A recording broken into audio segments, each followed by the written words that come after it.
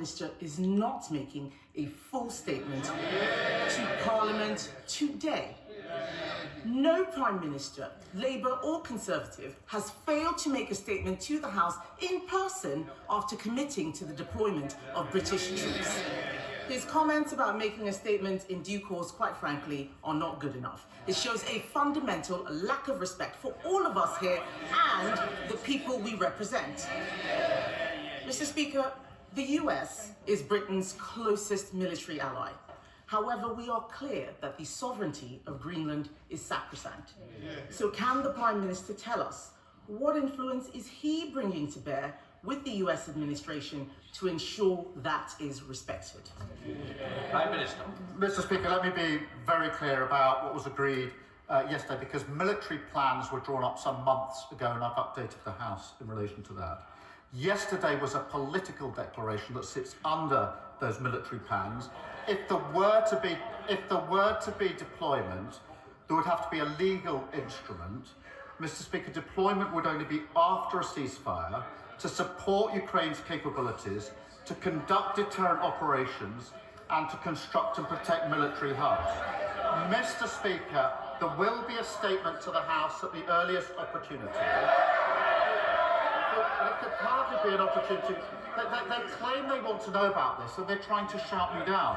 Mr. Speaker, in relation to the House, if there were a decision to deploy under the agreement that was signed yesterday, then I would put that matter to this House for a debate beforehand and for a vote on that deployment. That is consistent with recent practice and I'll adhere to that. Mr. Speaker, why is today not the earliest opportunity? The truth is, the Prime Minister does not want everybody in this House to be able to ask him questions. So he leaves it just to Prime Minister's questions half an hour. On Monday, at least his Foreign Secretary stood up for 2 hours and 15 minutes. Yeah, it was a non-event, but at least she did that. He is scared of us being able to ask him questions. Yes. 6 questions. Yes, he's here. Well, one of them asked that he is here. He's got no choice but to be here for Prime Minister's questions. That's why he's here. If he could skip this, we know he would do. But back to the matter at hand, Mr. Speaker. We all agree, all of us here agree, I think most of us here agree, that NATO is the bedrock of our security. The future of Greenland is of fundamental importance to the future of the alliance. And I'm sure that the Prime Minister agrees that it is essential for NATO leaders, including and especially the US, to meet. Will the Prime Minister call for an urgent meeting of NATO leaders? Prime Minister. Mr. Speaker, she says she wants to hear about Ukraine. She's got 6 questions. She's not even asking a second question about what we did yesterday. She's got the opportunity. Mr. Speaker, in relation... Sorry, can I help the Prime Minister? Mr. Speaker, NATO is the single most important and effective military alliance the world has ever seen. In the 18 months we've been in power, I've done everything within my ability to strengthen NATO. We had one of the strongest NATO meetings last year, the summit, where we had more members of NATO and more unity. When I arrived back to the House to make a statement, which of course she asked for, her position was I shouldn't have missed PMQs, I should have empty chaired the NATO summit. That's how serious she is about NATO, Mr. Speaker. You didn't answer the question, Mr. Speaker. I asked him if he would call for an urgent meeting of NATO leaders. We can all see that the situation is moving rapidly. I also note that he has still not had a call with President Trump. That is concerning 4 days after the events in Venezuela. But yesterday, he announced that Britain and France had signed what says a political agreement to put troops on the ground in the event of a peace deal in Ukraine.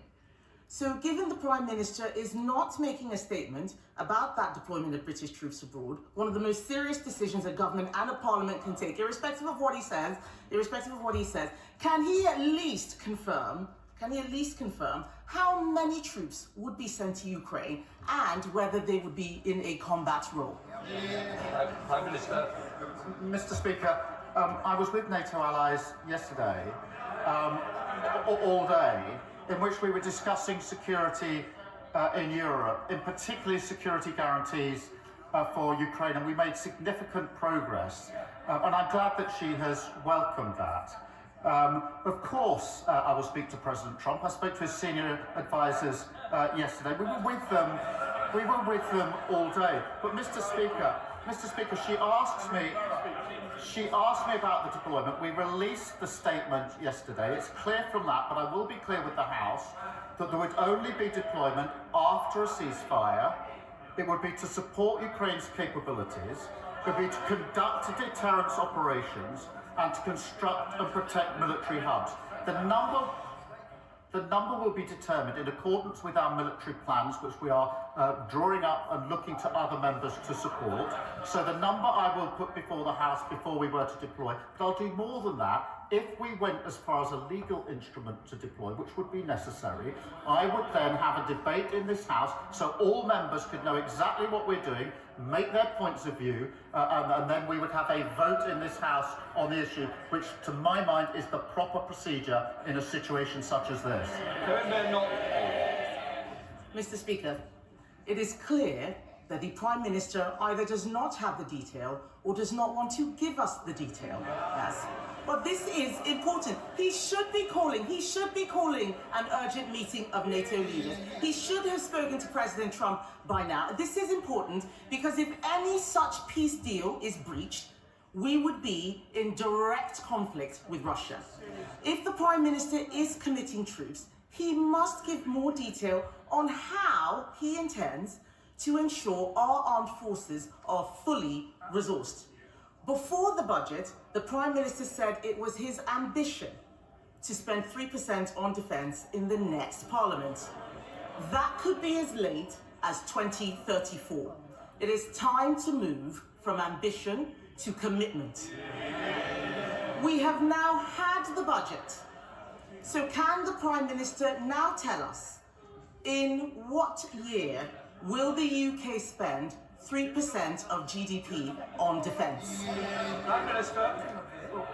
Mr. Speaker, just on this serious issue she puts to me in relation to security guarantees and the American role and our dialogue with the Americans, I can assure the House I spoke to President Trump twice over the Christmas period in relation to this specific issue, along with members of the E3, along with European allies. That has been a constant course of our discussion. There's no question of acting on this without full discussion with the Americans, and their senior negotiators were there at President Trump's request yesterday and on his instructions, and they were talking to him during the course of yesterday as we negotiated. So to assure the House, because it is a serious position she's putting to me, on the question of security guarantees, there is nothing between the UK and the US, and we've been constantly discussing this over many, many weeks and months. We've made huge progress. I have personally spoken to President Trump about it on 2 occasions since we were last in this House. I do want to reassure her and the House in relation to that really important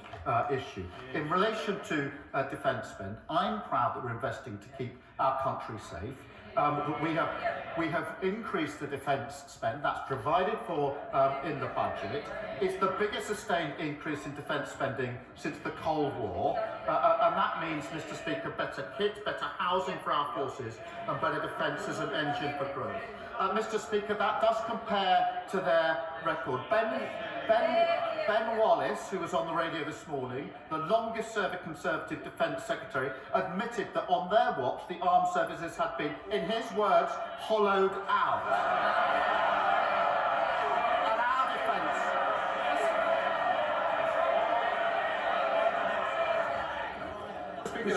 They show shame. I'll pass that on to Ben Wallace. Mr. Speaker, the defence spending that we've put in place is 3 years earlier than the unfunded plan that they left behind at the last election. Mr. Speaker, I heard what? Oh, wait for it. What Ben Wallace said was that spending had fallen under all governments. 3%, the last time,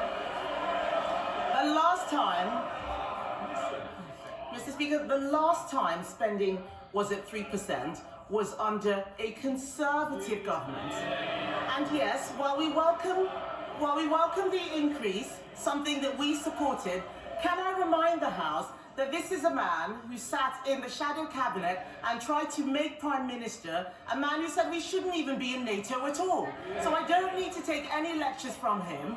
The world is changing. We need to spend more on defence. He did not answer the question about when we would get to 3%, yet he knows up until 2031 how much he's going to be spending on welfare. He doesn't know. That's in the Red Book. The Red Book has no money allocated for defence. We need to move from ambition to commitment. And Mr. Speaker, this is important because this isn't just about money.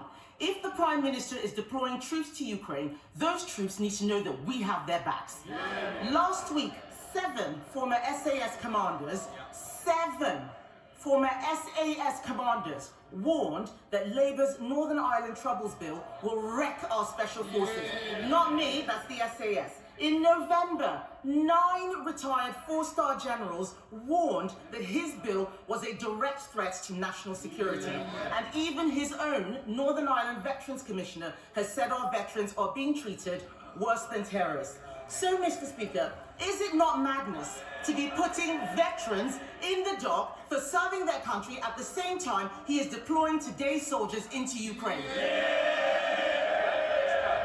Mr. Speaker, that was embarrassing. She said that Ben Wallace was talking about all government. They were in power for 14 years and they hollowed out our armed forces. Copyright Ben Wallace. Secondly, she talks about the shadow cabinet. She has in her shadow cabinet a shadow attorney general who is advising Abramovich at the same time as we are imposing sanctions on Russia and trying to use that money to support Ukraine. How can someone sit in her shadow cabinet advising someone trying to escape sanctions and pretend that their policy is to support us on sanctions? And Mr. Speaker, when it comes to Northern Ireland, they are the party that gave immunity to IRA terrorists. Terrorists who killed British soldiers. Their flawed act was struck down by the courts, which left our veterans with no legal protection whatsoever. We're introducing a fair and transparent process with a package of rights and protections for our veterans. And Mr. Speaker, there is no equivalence between our armed forces who fought bravely in Northern Ireland and terrorist groups. And if the Leader of the Opposition wants to go back, if her position is, to their old flawed legislation and give immunity to the IRA, she should stand up now and say so. Mr. Speaker, let me start by talking about the Shadow Attorney General. Yes. Yeah. Do they know what the Shadow Attorney General is doing? He is defending veterans pro bono against the actions of this government. On this side of the House, Mr. Speaker, we will defend those who defended us. But why don't we talk about the actual Attorney General who is sitting in Cabinet, the man who defended Jerry Adams, the man who's trying to bring Shamima Begum back into the country, the man who is helping to surrender the Chagos Islands. I will take our Shadow Attorney General every day of the week against his Attorney General. Mr. Speaker, we protect our veterans. I want the Prime Minister to know we protect our veterans. What he is doing to veterans is disgraceful. But this is serious, Mr. Speaker. I don't want the House to be under any illusions. I do not want the House to be under any illusions. The Prime Minister should know that we will absolutely support any efforts to help bring peace to Ukraine. We will work with him to ensure NATO remains the bedrock of our security. But we cannot write a blank check when he is also surrendering the Chagos Islands, surrendering our veterans to lawfare, and surrendering to his backbenchers by prioritising welfare handouts over defence spending, as if the world has not become more dangerous. So, Mr. Speaker, isn't it time the Prime Minister changed course and for once put the British national interest first? Mr. Speaker, she talks about the Shadow Attorney General. Of course I accept that lawyers have to represent all sorts of clients. Of course I accept that, President. The question is whether the Shadow Attorney General can sit in the Shadow Cabinet when the party opposite says it supports us on sanctions, we want the money from Chelsea Football Club to go to Ukraine. I'm not sure whether that's her position. If it is her position, presumably it's something they discuss in the Shadow Cabinet, advised by a Shadow Attorney General who is representing the very man whose money we want to send to Ukraine. If she can't see the conflict of interest in that, then she shows no judgment and no leadership at all. It's a new year, but the Leader of the Opposition's got absolutely nothing to offer the country. She is totally irrelevant. Nobody is listening to her. Mr. Speaker, this is the year when on this side we turn a corner, people benefit from the decisions we made, £150 off energy bills, freezing rail fares, and lifting 500,000 children out of poverty. We're turning the corner, and there's much more to come.